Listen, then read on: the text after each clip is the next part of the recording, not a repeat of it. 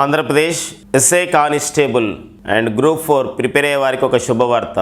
Sam institute ప్రారంభించి 20 వసంతాలు పూర్తి చేసుకున్న శుభ సందర్భంగా ఆంధ్రప్రదేశ్లో ప్రతిభావంతులైనటువంటి నిరుపేద విద్యార్థులకి ప్రోత్సహించడం కోసం స్పెషల్ ఆఫర్ని అందిస్తున్నాము. ఆ స్పెషల్ ఆఫర్స్ వివరాలని చూద్దాం. డిసెంబర్ 2, 2021న ప్రారంభమవుతున్నటువంటి 2 నూతన బ్యాచ్లకి మాత్రమే స్పెషల్ ఆఫర్ ఉంటుంది. ఏంటా స్పెషల్ ఆఫర్ అంటే క్లాస్ రూమ్ టీచింగ్లకు సంబంధించి ఆఫ్లైన్ కోచింగ్లో అండ్ మాల్ టెస్ట్ సిరీస్ పైన మనకి ఇక్కడ 20% డిస్కౌంట్తో కోచింగ్ అనేది ఇవ్వబడుతుంది. అంటే మొత్తం ఫీజులో 20% కన్సెషన్ అనేది ఇవ్వబడుతుంది. సో మరి ఇది ఓన్లీ డిసెంబర్ 2, 2021న ప్రారంభమవుతున్నటువంటి ప్రధాన బ్రాంచ్ అయినటువంటి కాకినాడలో మాత్రమే ఉంటుందండి. ఆంధ్రప్రదేశ్లో ఎస్ఐ కానిస్టేబుల్ అండ్ గ్రూప్ 4 అభ్యర్థులకు ఇది ఉపయోగపడుతుంది ఈ కోచింగ్. మీ అందరూ కూడా తెలుసు, షామ్ ఇన్స్టిట్యూట్ ప్రారంభించి 20 వసంతాలైనటువంటి సందర్భంగా ఈ ఆఫర్ అనేది ఇస్తున్నారు. గత నోటిఫికేషన్లలో 13,000కు పైగా ఎస్ఐ కానిస్టేబుల్ ఉద్యోగాలని, ఎన్నో స్టేట్ ర్యాంకులని సాధించినటువంటి సంస్థ మన షామ్ ఇన్స్టిట్యూట్. షామ్ ఇన్స్టిట్యూట్ కోచింగ్లో చేరడం ద్వారా మీ విజయం అనేది మరింత సులువవుతుంది. ఈ యొక్క అవకాశం ఏదైతే మనకి 20% డిస్కౌంట్ ఉందో ఈ యొక్క 20 సంవత్సరాల సందర్భంగా ఇస్తున్నటువంటి ఆఫర్ని మీతో పాటు మీ ఫ్రెండ్స్కి అండ్ బ్రదర్స్ అండ్ సిస్టర్స్ కూడా తెలియచేయండి. అవకాశం వినియోగించుకోండి. మరొకసారి ఈ ఆఫర్ మాత్రం డిసెంబర్ 2, 2021న ప్రారంభమయ్యే ఆ 2 బ్యాచ్లకు మాత్రమే వర్తిస్తుంది. ఇంకెందుకు ఆలస్యం, త్వరపడండి ఫ్రెండ్స్. షామ్ ఇన్స్టిట్యూట్ అందిస్తున్నటువంటి ఈ స్పెషల్ ఆఫర్ని వినియోగించుకొని నూతన బ్యాచ్ల్లో అడ్మిషన్ తీసుకోండి. షామ్ ఇన్స్టిట్యూట్ స్థాపించి 20 సంవత్సరాల సందర్భంగా మరో స్పెషల్ ఆఫర్ని మీ ముందుకు తీసుకొస్తుంది. ఈ ఆన్లైన్లో ఏదైతే మనకి ఇక్కడ ఆన్లైన్ కోచింగ్ ఉందో మనకి మన షామ్ ఇన్స్టిట్యూట్ అంటే ఆఫ్లైన్ కోచింగ్ ఎంత సిస్టమేటిక్ ఉంటుందో ఆన్లైన్ కూడా అదే సిస్టమేటిక్ వేలో నిర్వహిస్తూ విద్యార్థుల యొక్క మన్ననలని పొందినటువంటి సంస్థ మన షామ్ ఇన్స్టిట్యూట్. సో మరి 20 వసంతాలైన సందర్భంగా 20 years యానివర్సరీ ఒక స్పెషల్ ఆఫర్స్ని మీకు ముందుకు తీసుకొచ్చింది. అదేంటంటే 30% of the discount on the all online classes and all online coaching given by the Sam institute. ఒక గొప్ప ఆఫర్ అనమాట ఇది ఈసారి 30% అంటే ఆన్లైన్ కోచింగ్ పని. ఇక్కడ ఇది ఏపీ అండ్ తెలంగాణ అందరికీ వర్తిస్తుందండి. ఏపీలో ఎస్ఐ కానిస్టేబుల్ ప్రిపేర్ అయ్యే వారికి అండ్ తెలంగాణలో కూడా ఎస్ఐ కానిస్టేబుల్ ప్రిపేర్ అయ్యే వారికి ఇది ఆన్లైన్ కోచింగ్ ఆఫర్ వర్తిస్తుంది. ఇది ఆఫర్ కూడా ఇది కూడా లిమిటెడ్ పీరియడ్. అంటే ఏదైతే బ్యాచ్ మనకి ఆన్లైన్ బ్యాచ్ 2 డిసెంబర్ స్టార్ట్ అవుతుందో వారికి మాత్రమే అవకాశం ఉంటుంది. ఈ రోజు నుండి జాయిన్ అయిన వాళ్ళకి ఈ ఆఫర్ ఉంటుంది ఆన్లైన్ కోచింగ్లో. గతంలో అయితే ఫుల్ కోర్స్ వచ్చేసి మనకు 9,000 రూపీస్ ఉండేది 8 నెలల వ్యాలిడిటీతో. ఈసారి 6,300 రూపీస్ అండి, 30% offer.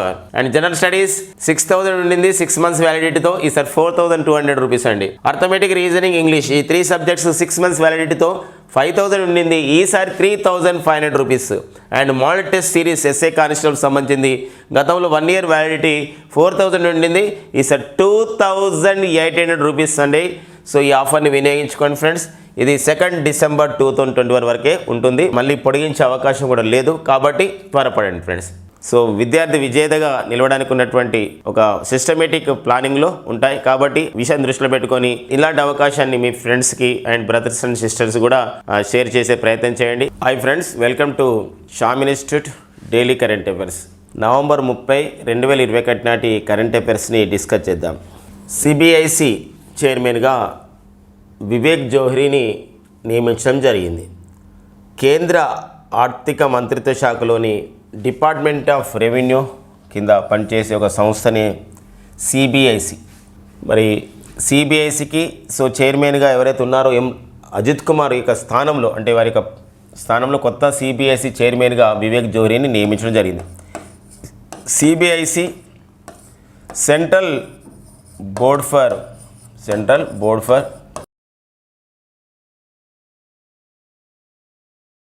Indirect taxes and customs అని చెప్పేసి అంటామండి. సో మరి ఒక ట్యాక్సెస్ సిస్టమ్ పైన అధ్యయనం చేసి చూసుకునే సంస్థ CBIC, central board for the indirect taxes and customs. So ఈ సంస్థకి నూతన చైర్మన్గా అజిత్ కుమార్ స్థానంలో కొత్త వారు నియమితులు కావడం జరిగింది. అజిత్ కుమార్ స్థానంలో. సో వారు ఎవరంటే వివేక్ జోహ్రీ. వీరు 1985కి చెందినటువంటి 1985 ఐఆర్ఎస్ అధికారి అన్నమాట. అంటే 1985 బ్యాచ్కి చెందినటువంటి ఐఆర్ఎస్ అధికారి. ఇండియన్ రెవెన్యూ సర్వీస్ సంబంధించిన అధికారి. సో మరి సిబిఐసితో పాటు సిబిడిటి కూడా మనకు ఉంటుంది. ఈ శాఖ పరిధిలో పనిచేసేది CBDT, central board for the direct taxes అంటాం. సిబిడిటి అనగా central board for the direct taxes. మరి సిబిఐసికి అయితే ప్రస్తుతం చైర్మన్గా ఉన్నవారు వారే J B Mahapatra. So J B Mahapatra సిబిడిటికి ప్రజెంట్ సో చైర్మన్గా ఉన్నారండి. సో మనకి ఇక్కడ నియామకాల విషయంలో, అపాయింట్మెంట్స్ విషయంలో ఇది మనకు వెరీ వెరీ ఇంపార్టెంట్ అయినటువంటి ఒక అపాయింట్మెంట్ అనమాట. సో కొత్త అపాయింట్మెంట్స్ వచ్చినప్పుడు వాటిపైన చూసుకోవాల్సిందిగా ఉంటుందన్నమాట కాంపిటేటివ్ ఎగ్జామినేషన్లో. ఓకేనా, నెక్స్ట్ పాయింట్ చేద్దాం. First international conference on the hydrogen energy. So మనకి ఇక్కడ హైడ్రోజన్ ఎనర్జీ అనేది ఏంటంటే ఒక క్లీన్ ఎనర్జీ, ఇది ఒక పర్యావరణయుతమైంది. అంతేకాకుండా హైడ్రోజన్ ఎనర్జీ అనేది మనకి ఇక్కడ కర్బన ఉద్గారాలు లేని ఎనర్జీ. రానున్న రోజుల్లో ఇది ఒక గొప్ప ఇంధన వనరుగా కాబోతుంది ఒక క్లీన్ ఎనర్జీ రూపంలో. కాబట్టి దీన్ని మనం ఎలా యూటిలైజ్ చేసుకోవాలి, ఎలా దాన్ని ప్రొడక్షన్ చేసుకోవాలి, ఇలాంటి అంశాలపైన చర్చించడానికి ఫస్ట్ టైం మన భారతదేశం ఒక అంతర్జాతీయ సదస్సు నిర్వహించడం జరిగింది. First international conference on the hydrogen energy. So November 24, 25, 2021లో న్యూఢిల్లీలో నిర్వహించడం జరిగింది. సో ఈ సదస్సుని ప్రారంభించిన వారు ఎవరంటే so ministry of the non renewable ఎనర్జీకి చెందినటువంటి సో వారి ఒక Bhagwanth Khuba. So ministry of స్టేట్గా ఒకనంటే మినిస్ట్రీ ఆఫ్ స్టేట్ అంటే ఇక్కడ మనకి ఇక్కడ సహాయ మంత్రి అని చెప్పేసి అంట. So ministry of the non renewable energy ఒక మినిస్టర్గా పనిచేసిన వారే భగవంత్ కుబా. సో వీరే ఈ యొక్క సదస్సుని ప్రారంభించడం జరిగింది. సో ఢిల్లీలో జరిగిందనమాట. కాబట్టి మొదటి సదస్సు కాబట్టి మనకి first international conference on the hydrogen energy ఎక్కడ జరిగింది అన్నప్పుడు మనకి న్యూఢిల్లీలో భారతదేశం నిర్వహించడం జరిగింది.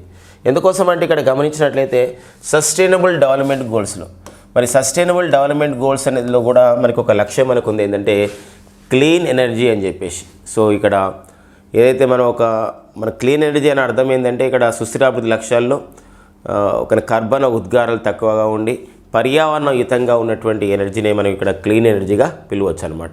అంటే పరిశుభ్రమైన ఇంధనం అంటే అదనమాట. సో ఆ లక్ష్యం సాధించాల్సిన అవసరం ఉంది. ఎందుకోసం అంటే ఐక్యరాజ్య సమితి సుస్థిరాభివృద్ధి లక్ష్యాలని 2017లో ప్రకటించింది. అంటే 2017లో సుస్థిరాభివృద్ధి లక్ష్యాల సంవత్సరంగా ప్రకటించింది. 2015 సంవత్సరాన్ని అయితే సో మనకి 2015 సంవత్సరంలో సుస్థిరాభివృద్ధి లక్ష్యాలు 17 ప్రకటించింది. 2017ని ఐక్యరాజ్య సమితి సస్టైనబుల్ డెవలప్మెంట్ ఇయర్గా కూడా ప్రకటించడం జరిగింది. సో ఈ 2030 సంవత్సరం నాటికైతే సో ఐక్యరాజ్య సమితి ఒక సుస్థిర లక్ష్యాలని ఈ యొక్క సుస్థిరాభివృద్ధి లక్ష్యాలని సాధించాల్సింది సభ్య దేశాలు. సో ఆ నేపథ్యంలో మరి ఈ క్లీన్ ఎనర్జీని సాధించాల్సింది కాబట్టి అలాంటి సమావేశం దానిపైన చర్చలు అనేది జరుగుతున్నాయి అన్నమాట. ఇక నెక్స్ట్ అండి మనకి వార్తల్లో ఉన్నటువంటి మరో ప్రదేశం, ఇది ప్లేసెస్ ఇన్ ద న్యూస్గా చెప్పొచ్చు అనమాట. ఏంటంటే వారణాసి. సో ఉత్తరప్రదేశ్లోని ఒక గొప్ప నగరంగా వారణాసి అనేది ఉంది. మరి వారణాసి గతంలో బెనారస్, కాశీ అని పిలుస్తాం. సో ప్రస్తుతం మన భారత ప్రధానమంత్రి నరేంద్ర మోడీ గారు 17వ లోకసభకి వారణాసి లోకసభ నియోజకవర్గం నుండి గెలుపొందడం జరిగింది.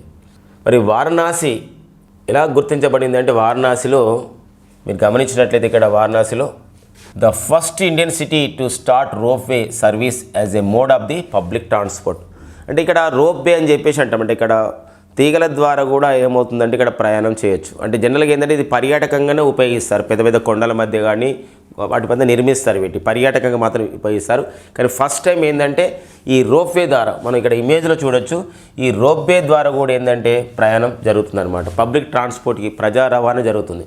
వారణాసిలో 3.45 కిలోమీటర్లు దూరం ఇలా వెళ్తున్నారు అనమాట. అంటే వారణాసి జంక్షన్ నుండి అంటే వారణాసి రైల్వే స్టేషన్ నుండి ఈ చర్చి స్క్వేర్ అని చెప్పేసి అంటాం. సో ఆ ప్రాంతం వరకు కూడా సో 3.45 కిలోమీటర్స్ రోప్వే ద్వారా పబ్లిక్ ట్రాన్స్పోర్ట్ ప్రజా రవాణా జరుగుతుంది. సో ఇలా ప్రజా రవాణా జరుగుతూ ప్రపంచంలో రోప్వేను పర్యాటక రంగాన్ని వాడకుండా పబ్లిక్ ట్రాన్స్పోర్ట్గా వాడుతున్నటువంటి 3వ దేశంగా భారత్ గుర్తించబడింది. సో మొదటి 2 దేశాలు ఏవంటే బొలివియా అండ్ 2వ దేశం వచ్చేసి మెక్సికో దేశం అండ్ భారత్ 3వ స్థానంలో నిలిచిందండి. అంటే 3వ ప్లేస్లో ఉంది to use a ropeway for the public transport. So అది ఒక ఇంపార్టెంట్ విషయం అండి వారణాసి విషయంలో. భారతదేశంలో ఈ క్రింది ఏ నగరం తొలిసారిగా రోప్వేను ప్రజా రవాణాకి ఉపయోగిస్తున్న తొలి నగరం ఏదంటాడు? అదేంటి వారణాసి. ఈ మొదటి ఇలాంటివి వచ్చినప్పుడు మనం గుర్తుపెట్టుకోవాల్సిన అవసరం ఉంటుంది. ఇటీవల కూడా ఫుడ్ కార్పొరేషన్ ఆఫ్ ఇండియా వాళ్ళు మోక్షగుండం విశ్వేశ్వరయ్య టెక్నాలజికల్ మ్యూజియం సహాయంతో భారతదేశంలో తొలి ఆహార మ్యూజియంని ఏర్పాటు చేయడం జరిగింది. So the first of it's kind అనమాట. ఒక తొలి ఆహార మ్యూజియాన్ని, ఫుడ్ మ్యూజియాన్ని ఎక్కడ ఏర్పాటు చేశారంటే తమిళనాడులోని తంజావూరులో ఏర్పాటు చేయడం జరిగింది. ఇలాంటి నేపథ్యం ఉన్నటువంటి ఇన్ఫర్మేషన్. ఇది కూడా అలాంటిది. The first Indian city to start ropeway service as a mode of public transport, that is Varanasi. And the India is the third country to implement such type of the mode of the public transport use that ropeway. అంటే రోప్వేని వాడుతూ అలా చేయడం జరిగింది అనమాట. Bolivia and Mexico తర్వాత భారత్ ఇలా 3వ స్థానంలో ఉంది ఒక రోప్వే ద్వారా పబ్లిక్ ట్రాన్స్పోర్ట్ చేస్తూ. ఓకే, నెక్స్ట్ ఇది ఉత్తరప్రదేశ్లో ఉంది కాబట్టి ఉత్తరప్రదేశ్ పైన ఇన్ఫర్మేషన్ చూస్తే ఉత్తరప్రదేశ్ ముఖ్యమంత్రి వచ్చేసి మనకి యోగి ఆదిత్యనాథ్. ఎవరండి? యోగి ఆదిత్యనాథ్. వీరి యొక్క అసలు పేరు వచ్చేసి ఏంటంటే ఇక్కడ ఒక అజయ్ సింగ్ బిస్త్ అని చెప్పేసి అంటాం, ఆదిత్యనాథ్. అండ్ ఉత్తరప్రదేశ్ గవర్నర్ వచ్చేసి ఎవరంటే ఆనందీబెన్ పటేల్. సో ఆనందీబెన్ పటేల్ అనేవారు సో ఉత్తరప్రదేశ్కి ప్రజెంట్ గవర్నర్గా ఉన్నారండి. ఇక నెక్స్ట్ అంటే మనకి మరో భారతీయుడు, ఒక సోషల్ మీడియా సామాజిక వేదిక పైన మనకి ప్రపంచంలో ప్రముఖమైనటువంటి పేరుగాంచినటువంటి ప్రఖ్యాతి చెందినటువంటి ఒక సామాజిక వేదిక ట్విట్టర్. సో ట్విట్టర్కి సిఇఓగా నియమితులు కావడం జరిగింది మన భారతీయుడు, వారే పరాగ్ అగర్వాల్. సో ఐఐటి బాంబేలో చదివి ఈరోజు మరి ఇక్కడ ప్రపంచంలోనే ఒక దిగ్గజమైనటువంటి సోషల్ మీడియా వేదిక ట్విట్టర్. మరి ట్విట్టర్ అనే సంస్థనైతే 2006 సంవత్సరంలో ప్రారంభించడం జరిగింది. ట్విట్టర్ ఈ సామాజిక వేదికని, ఈ సోషల్ మీడియా ప్లాట్ఫామ్ని. మరి ఇలాంటి ట్విట్టర్కి సోషల్ మీడియా ప్లాట్ఫామ్ అయినటువంటి సామాజిక వేదిక అయిన ట్విట్టర్ అనేది ప్రధాన కార్యాలయాన్ని అమెరికాలోని కాలిఫోర్నియా రాష్ట్రంలో ఉన్నటువంటి శాన్ ఫ్రాన్సిస్కోలో దీన్ని ఏర్పాటు చేయడం అనేది జరిగింది. దీనికైతే జాక్ డోర్సే. ఎవరండి? Jack Dorsey. So Jack Dorsey దీనికి సిఇఓగా పనిచేసేవారు. కానీ సో ఎస్టర్డే వారు నిన్న సిఇఓగా ఉన్నటువంటి వారు జాక్ డోర్సే తన పదవికి రాజీనామా చేస్తూ ప్రకటించడం జరిగింది. వెంటనే ట్విట్టర్ నూతన సిఇఓగా ఎవరు నియమించడం జరిగిందంటే సో ఇక్కడ ఎవరండి? పరాగ్ అగర్వాల్ని నియమించడం జరిగింది. ఓకేనండి, మనకి పరాగ్ అగర్వాల్ సో బాంబేలో జన్మించారు అండ్ ఐఐటి బాంబేలో వీరు చదవడం జరిగింది. సో పరాగ్ అగర్వాల్. సో ఇది మనకు నేపథ్యం. పరాగ్ అగర్వాల్ తర్వాత మనం చెప్పుకోవాల్సిన మరికొన్ని అంశాలు ఉన్నాయి. ఇప్పుడు ఈరోజు మనకి మైక్రోసాఫ్ట్ అనే సంస్థ, మరి మైక్రోసాఫ్ట్ సంస్థకి చైర్మన్ అండ్ సిఇఓగా పనిచేసినటువంటి భారతీయుడే సత్య నాదెల్లా. అండ్ అంతేకాకుండా గూగుల్ సంస్థకి మనకి సిఇఓగా పనిచేస్తున్న వారు ఎవరండి? సుందర్ పిచాయ్ పనిచేస్తున్నాడు. దాంతోపాటుగా మనం చూస్తే ఈరోజు ఒక ఐబిఎం లాంటి సంస్థ ఉంది. ఇవన్నీ కూడా అమెరికా కేంద్రంగా పనిచేస్తున్నటువంటి సంస్థలు. ప్రధాన కేంద్రంగా ఇంటర్నేషనల్ బిజినెస్ మిషన్ కార్పొరేషన్ అంటాం. దీనికి ప్రజెంట్ చైర్మన్గా పనిచేస్తున్న వారు, సిఇఓగా పనిచేసిన వారు అరవింద్ కృష్ణ పనిచేస్తున్నారు. సో ఇలాంటి వాటిని కూడా చూసుకోవాల్సిన అవసరం ఉంటుంది అనమాట. ఈ యొక్క అంటే పరిస్థితి న్యూస్గా ప్రముఖ సామాజిక వేదికలు కాబట్టి. ఓకే, ఇంకా నెక్స్ట్ అండి మనకి భారతదేశంలో ఎత్తైన ప్రాంతాల్లో బ్రిడ్జ్లు కట్టడం అనేది రికార్డు ఉంది ఒకటి. గతంలో అయితే ఒక రికార్డు ఏంటంటే మాంటినిగ్రో దేశంలో అయితే 139 మీటర్స్ పైన, అంటే సముద్ర మట్టానికి 139 మీటర్స్ పైన బ్రిడ్జ్ని ప్రారంభించడం జరిగింది. ఒక రైల్వే లైన్ ప్రారంభించడం జరిగింది మాంటినిగ్రో దేశంలో. అదొక రికార్డ్. ఆ రికార్డ్ని మనం 2023లో బ్రేక్ చేయబోతున్నాం మన భారతదేశం. ఎందుకోసం అంటే ఇక్కడ ఇజాయ్ అనే నదిపైన, సో మణిపూర్లోని ఇజాయ్ నదిపైన 141 మీటర్ల ఎత్తైన ప్లేస్లో, సో మనం ఏం చేస్తున్నాం అంటే నదికి 141 మీటర్ ఎత్తైన ప్లేస్లో ఒక రైల్వే బ్రిడ్జ్ని కట్టి దాన్ని రికార్డు సాధిస్తున్నాం. అది 2023లో రికార్డు కాబోతుంది అనమాట. ఇది 111 కిలోమీటర్ల అంటే 111 మీటర్లు అయినటువంటి జిరిబామ్ ఇంపాల్ రైల్వే ప్రాజెక్టులో భాగంగా అది నిర్మిస్తున్నారు అనమాట. 141 మీటర్ల ఎత్తైన ప్లేస్ నిర్మిస్తున్నారు. మొత్తం 111 మీటర్లు లాంగ్ కాదు, అంటే వాళ్ళ యొక్క రైల్వే లైన్ అంత పొడవుది. కానీ ఇక్కడ ఏంటంటే మనకి ఇక్కడ నిర్మించేది అయితే 141 మీటర్స్ ఎత్తులో దీన్ని నిర్మించడం జరిగింది ఇజాయ్ అనే ఒక నదిపైన. ఇది ఇక్కడ మణిపూర్లో వరల్డ్ టాలెస్ట్ రైల్వే బ్రిడ్జ్గా, సో అంటే ఎత్తైన ప్రాంతంలో ఉన్నటువంటి ఒక రైల్వే బ్రిడ్జ్గా గుర్తించబడబోతుంది. సో దీనికంత మునిపే ఇంకొకటి రాబోతుంది ఏంటంటే అది చినాబ్ నదిపైన కూడా నిర్మిస్తున్నారు. అది కూడా రికార్డ్ కాబోతుంది. అది కూడా నిర్మాణం అనేది తుది దశలోనే ఉందన్నమాట, చినాబ్ నదిపైన జమ్మూ కాశ్మీర్లో. ఓకేనండి, ఇది రైల్వే సంబంధించిన ఒక సమాచారం. రైల్వే నిర్మిస్తున్నటువంటి వరల్డ్ టాలెస్ట్ ఎత్తైన ప్రాంతంలో నిర్మిస్తున్నటువంటి రైల్వే బ్రిడ్జ్. యాజ్ ఫర్ మన డేటా ప్రకారం ఇలాంటి వాటి క్వశ్చన్స్ ప్రకారం ఆన్సర్ చేయాలి. ప్రపంచంలో అలాంటిదంటే మాంటినిగ్రో ప్రజెంట్ ఉంది. 2023లో మణిపూర్లో ఇది నిర్మించబోతున్నారు. సో త్వరలో ఒకవేళ చినాబ్ది పూర్తయింది అనుకోండి, ఆ రికార్డు కూడా మనం చూసుకోవాల్సిన అవసరం అనేది ఉంది ఇక్కడ జమ్మూ కాశ్మీర్లో చినాబ్ నది పైన. ఓకే, సో రైల్వే అంటున్నాం కాబట్టి ప్రజెంట్ యూనియన్ రైల్వే శాఖ మంత్రిగా, ప్రస్తుతం కేంద్ర రైల్వే శాఖ మంత్రిగా పనిచేస్తున్న వారు ఎవరంటే వారే అశ్విని వైష్ణవ్ అండి. So Ashwini Vaishnaw present union railway మినిస్టర్గా పనిచేస్తున్నారు. డిపార్ట్మెంట్ ఆఫ్ ది టెలికమ్యూనికేషన్ అంటే కేంద్ర టెలికమ్యూనికేషన్ శాఖ మంత్రి కూడా Ashwini Vaishnaw. So railway board, central railway board చైర్మన్గా పనిచేస్తున్న వారు, కేంద్ర రైల్వే బోర్డు చైర్మన్గా పనిచేస్తున్న వారు ఎవరంటే సునీత్ శర్మ. 52వ ఇఫీ అంటాడు. 52వ ఇఫీ. ఇఫీ అంటే ఏంటంటే ఇక్కడ ఇఫీ అంటాం international film festival of India అని చెప్పేసి అంటాం. International film festival of India. మరి international film festival of India అంతర్జాతీయ భారత చలనచిత్రోత్సవం అంటున్నాం. నవంబర్ 20 నుండి 28, 2021లో ఈ ఒక అంతర్జాతీయ భారత చలనచిత్రోత్సవం అయినటువంటి 52వ ఈఫీ అనేది గోవా రాజధాని పనాజీలో జరిగింది. ఈ ఈఫీ నిర్వహణకి శాశ్వత వేదికగా గోవా రాజధాని పనాజీ ఉంది. సో ఈసారి అయితే film personality of the year అవార్డుని మనకి హేమమాలిని మరియు ప్రసూన్ జోషికి ఇవ్వడం జరిగింది. అయితే ఇక్కడ గోల్డెన్ పీకాక్ అవార్డు అంటే ఉత్తమ చిత్రాలకు గాను గోల్డెన్ పీకాక్ అవార్డు ఇస్తారు. మరి గోల్డెన్ పీకాక్ అవార్డుని ఈసారి ఎవరికి ఇవ్వడం జరిగిందంటే సో జపాన్ సినిమా అయినటువంటి రింగ్ వాండరింగ్ అనే ఒక రింగ్ వాండరింగ్ అనే ఒక సినిమాకి గోల్డెన్ పీకాక్ అవార్డు సో బంగారు నెమలి పురస్కారం ఇవ్వడం జరిగింది. ఈ సినిమా దర్శకుడు జపాన్ సినిమా అయినటువంటి రింగ్ వాండరింగ్ దర్శకుడు ఒక Masakazu Kaneko. New PM of the చెక్ రిపబ్లిక్. సో మరి ఇక్కడ పీటర్ పియాలా సో చెక్ రిపబ్లిక్ దేశానికి నూతన ప్రధానమంత్రిగా నియమితులు కావడం జరిగిందండి. సో వీరు గతంలో రాసిన పుస్తకం కూడా చాలా పేరుగాంచడం జరిగింది. Theory of the political parties అనే పుస్తకం. సో రచించిన వారు పీటర్ పియాలా. సో వీరు చెక్ రిపబ్లిక్ దేశానికి చెందినవారు. పీటర్ పియాలా ఏ దేశ నూతన ప్రధాని అన్నప్పుడు చెక్ రిపబ్లిక్ దేశ నూతన ప్రధాని. ఇక నెక్స్ట్ అండి మనకి స్వదేశ్ అంటే హర్యానాలో ఉన్నటువంటి నేషనల్ బ్రెయిన్ రీసెర్చ్ సంస్థ and department of the biotechnology దేశంలో తొలిసారిగా ఈ యొక్క బ్రెయిన్ అంటే మన మానవ మెదడుపైన మరింత అధ్యయనం చేసే ఉద్దేశంతో స్వదేశ్ అనే ఒక ప్రాజెక్ట్ని ప్రారంభించింది. అది ఎక్కడుందంటే ఇక్కడ హర్యానాలో ఏర్పాటు చేయడం జరిగింది.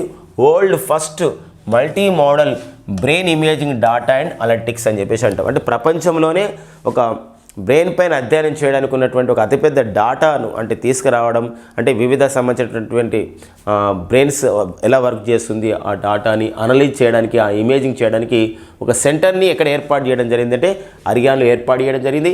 ఆ ప్రాజెక్ట్కి ఏమని పేరు ఉందంటే స్వదేశ్ అని పేరు పెట్టడం జరిగింది. సో ఇటీవల హర్యానా రాష్ట్రంలో స్వదేశ్ అనే కార్యక్రమానికి లేదా స్వదేశ్ అనే ప్రాజెక్ట్ని ప్రారంభించడం జరిగింది. Department of the biotechnology and national brain research centre వాళ్ళు. సో దాని పేరు ఏంటంటే స్వదేశ్. అదేంటంటే వరల్డ్స్లో మన ప్రపంచంలోనే మొదటి multi modal brain imaging data and analytics అనమాట. అంటే మెదడు పైన అధ్యయనం చేసేటువంటి ఒక దాన్ని మనకి ఇక్కడ అంటే మెదడు పైన అధ్యయనం చేయడం అంటే ఏంటంటే ఇక్కడ మెదడు అనేది ఎలా మనకు పనిచేయడం జరుగుతుంది, దాని యొక్క యాక్టివిటీస్ ఏమున్నాయి, ఇంకా మరింతగా మనకు దానిపైన పరిశోధన చేసి డిసీజెస్ వచ్చినా క్యూర్ చేయడానికి కానివ్వండి. సో అందులో ఉన్నటువంటి గొప్ప అంశాలు ఏంటి అవన్నీ చెప్పడానికి ఇది ఈ యొక్క అధ్యయనం అనేది ఉపయోగపడుతుంది అనమాట. ఎవరు దీన్ని అధ్యయనం చేస్తున్నారంటే నేషనల్ బ్రెయిన్ రీసెర్చ్ సెంటర్ వాళ్ళు. ఇక నెక్స్ట్ అండి మనకి బహ్రెయిన్ దేశంలో జరిగినటువంటి సో ఒక సంబంధించినటువంటి కప్ అనేది ఫస్ట్ సారి జరిగింది, మొదటిసారి. ఇది association of the tennis professionals అంటాం. ఏటీపీ అంటే ఏంటంటే association of the tennis professionals చేత Bahrain ministry of the interior tennis challenger trophy జరిగింది. ఇక్కడ ఇంటీరియర్ టెన్నిస్ ఛాలెంజర్ ట్రోఫీ అని గుర్తుపెట్టుకోండి.